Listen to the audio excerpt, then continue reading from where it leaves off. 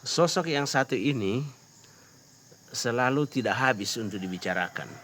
Beliau penuh dengan kontroversi, kadang menjengkelkan, kadang juga bikin ketawa, kadang pula menggemaskan.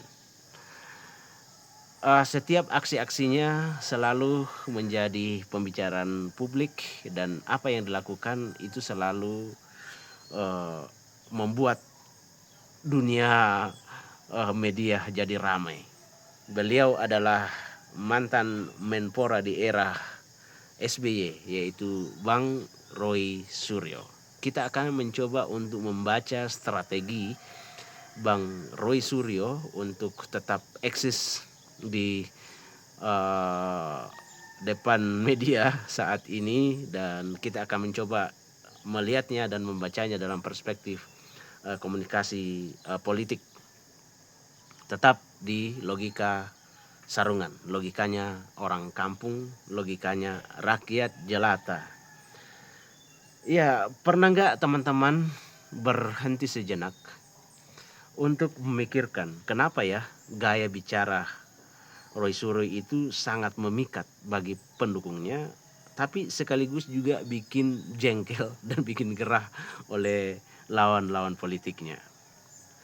Nah, kalau kita melihat bahwa ternyata apa yang dilakukan oleh Bang Roy Suryo di berbagai forum itu bukan sekedar marah-marah atau pamer data, tapi menurut saya ada strategi di balik itu. Ya tentunya ya saya sebagai orang dari jauh untuk mengamati Bang Roy Suryo karena tidak berinteraksi secara langsung, ya hanya melihat dari rekaman-rekaman yang saya nonton di berbagai media.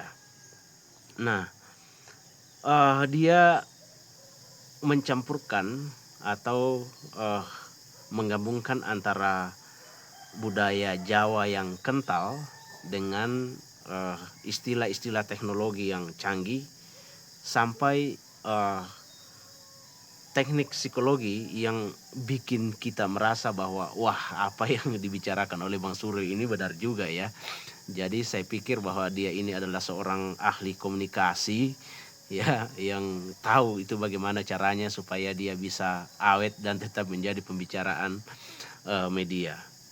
Nah, hari ini kita akan mencoba untuk membaca gestur dan bahasa-bahasa yang digunakan oleh Bang Roy ya, dan kita akan melihat bagaimana dia mengunci ya strategi-strateginya ini dengan 4 strategi.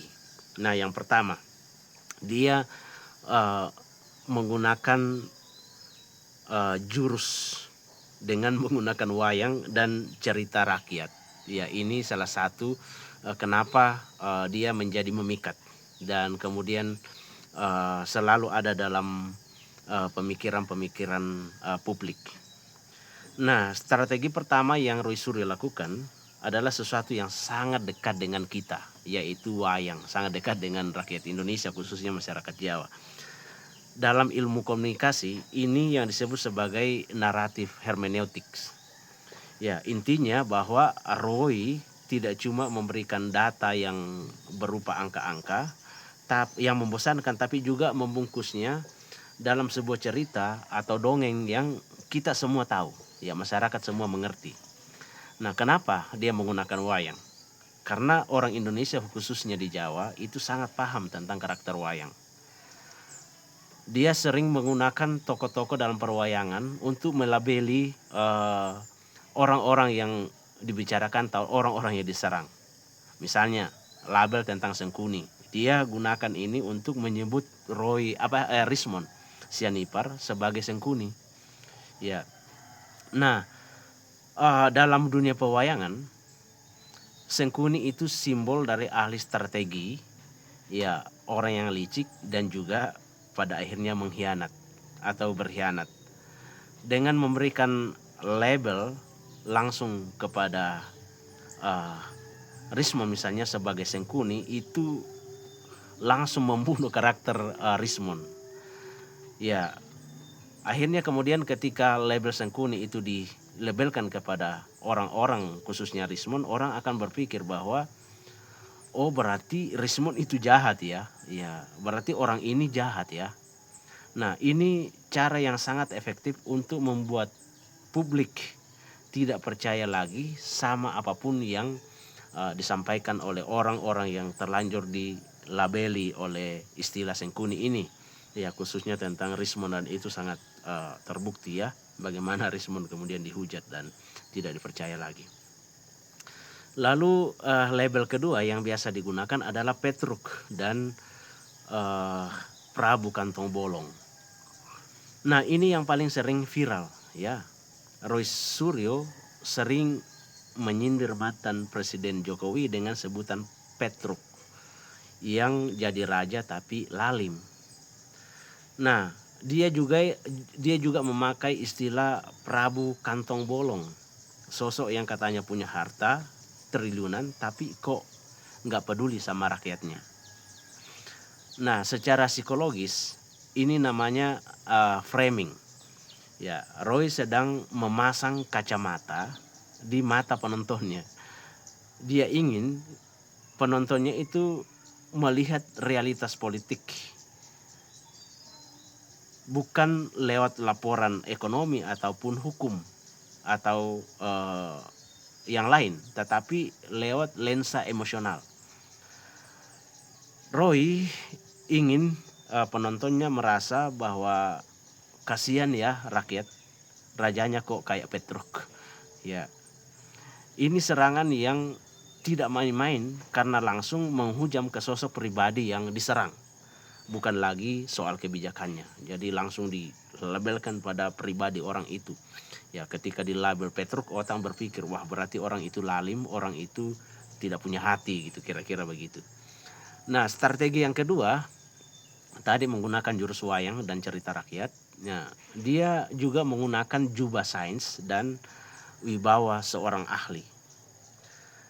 Nah, kalau tadi dia memakai sisi tradisional atau wayang, sekarang dia pakai sisi modern. Ya, kita sering mendengar Roy Suryo memakai istilah-istilah berat. Misalnya audio spectrum analyzer, lalu call data recorder, dan juga deepfake hingga artificial intelligence. Nah, jujur saja pasti banyak di antara kita atau rakyat Indonesia tidak mengerti akan kata-kata itu. Tapi sebenarnya di sinilah titik poinnya. Roy seolah-olah meminjam suara ilmu pengetahuan supaya omongannya terdengar kayak kebenaran mutlak. Saat dia bilang berdasarkan analisis spektrum audio, orang-orang akan mikir, wah ini pakar nih. Ya, yang ngomong pasti benar. Roy ini pakar. Padahal sains itu sebenarnya bisa diperdebatkan.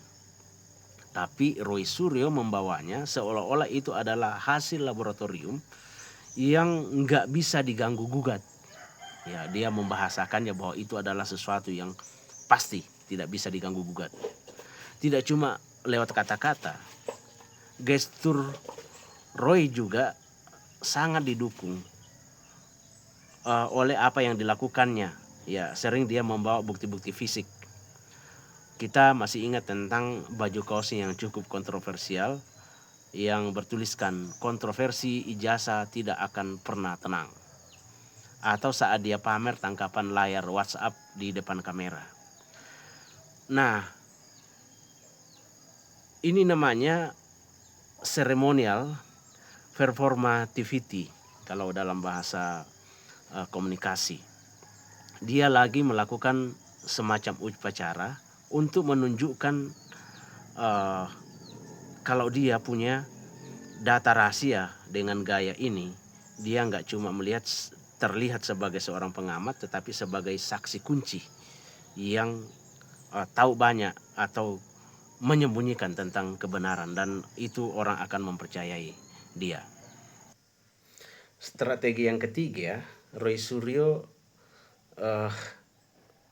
berhasil membuat sekat antara kita versus mereka. Nah, sederhananya sebenarnya ini adalah strategi bikin kubu-kubuan. Roy Suryo sangat jago membuat garis batas yang sangat jelas antara kita, yaitu pihak yang benar, dan mereka sebagai pihak yang salah. Nah, coba kita perhatikan istilah-istilah yang digunakan oleh Roy Suryo dalam hal ini untuk menyebut lawan-lawan politiknya atau para pendukung Jokowi. Misalnya dia menggunakan istilah ceboker Nusantara. Ini istilah yang baru-baru disebutkan di salah satu forum, yaitu forum keadilan. Lalu kemudian ada termul atau ternak Mulyono. Nah, kata-kata ini sebenarnya sangat tajam, ya, dan tujuannya untuk merendahkan martabat lawan. Kenapa dia melakukan ini? Supaya terjadi apa yang disebut sebagai killing the messenger atau pembunuhan karakter. Kalau orang yang sudah dicap ternak atau ceboker, ini istilah-istilah yang yang tajam sekali, maka apapun argumen pintar yang mereka keluarkan, pendukung Roy nggak akan mau dengar. Ya, lawan akan dianggap sudah tidak punya harga diri lagi untuk diajak bicara dengan istilah-istilah itu. Di sisi lain, Roy membangun citra diri dan kelompoknya sebagai pejuang. Dia sering bilang kalau orang-orang seperti dia adalah sisa-sisa pejuang yang masih militan, sementara yang lain sudah menyerah atau lemas karena tekanan. Dalam psikologi politik, ini cara yang sangat ampuh untuk mengikat kesetiaan pengikut. Para pendukungnya jadi merasa punya ikatan batin.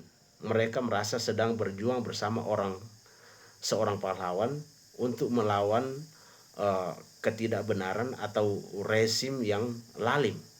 Nah, jadi ini bukan lagi soal ijazah palsu, apakah ijazah itu asli atau palsu, tapi soal tentang kesetiaan pada barisan. Jadi ini salah satu kecerdasan dari Bung Roy, ya, dia sering mengeluarkan diksi-diksi yang mencoba memberikan cap yang sangat negatif terhadap para pendukung-pendukung lawan-lawan politiknya. Nah, poin yang keempat atau strategi yang keempat tentang harga mati dan pintu yang tertutup. Jadi poin ini adalah poin paling krusial, ya, dalam strateginya Roy.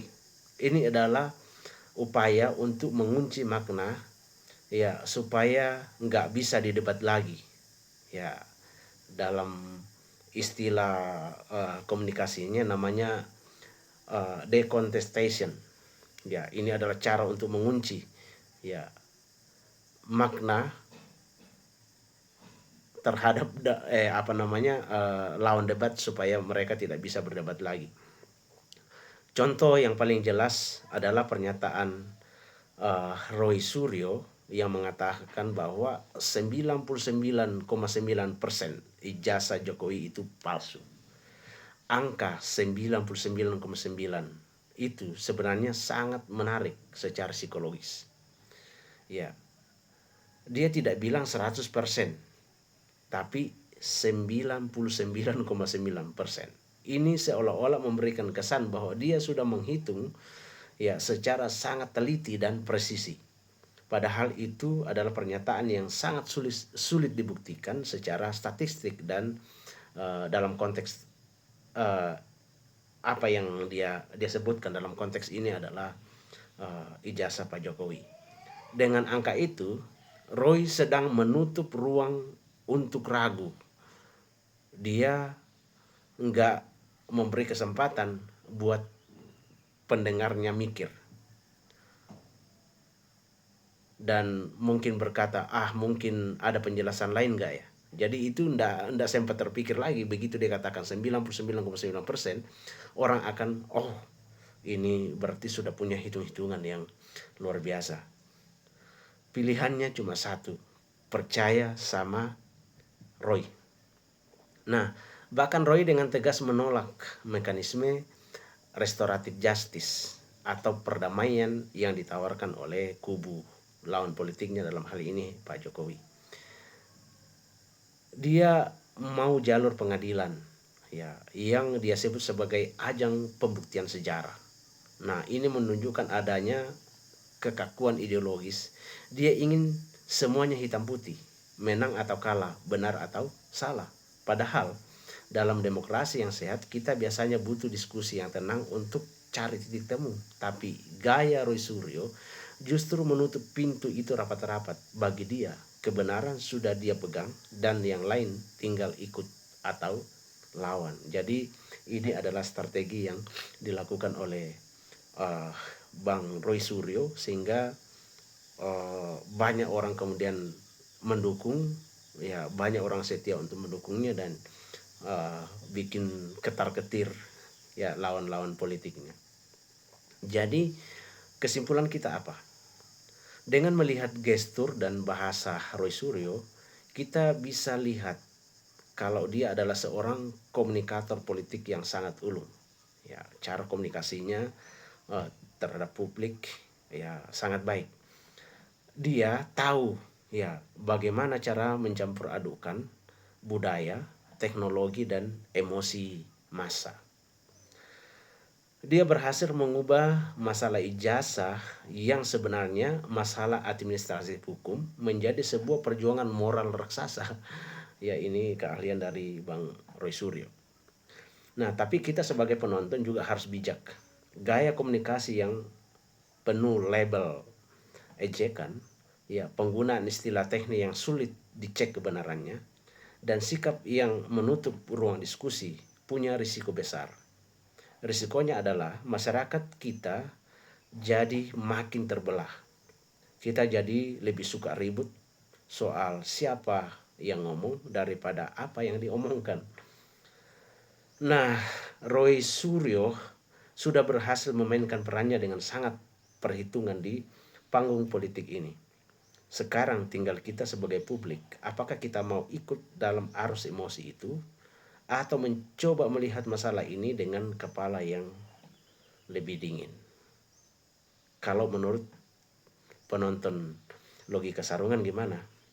Apakah gaya belak-belakan dan pakai istilah wayang ala Roy Suryo itu efektif untuk mencari kebenaran? Ataukah malah bikin suasana semakin keruh? Tulis pendapat Anda di kolom komentar. Terima kasih sudah menonton. Kita ketemu lagi dalam topik yang lain. Tetap di Logika Sarungan. Logikanya orang kampung, logikanya rakyat jelata.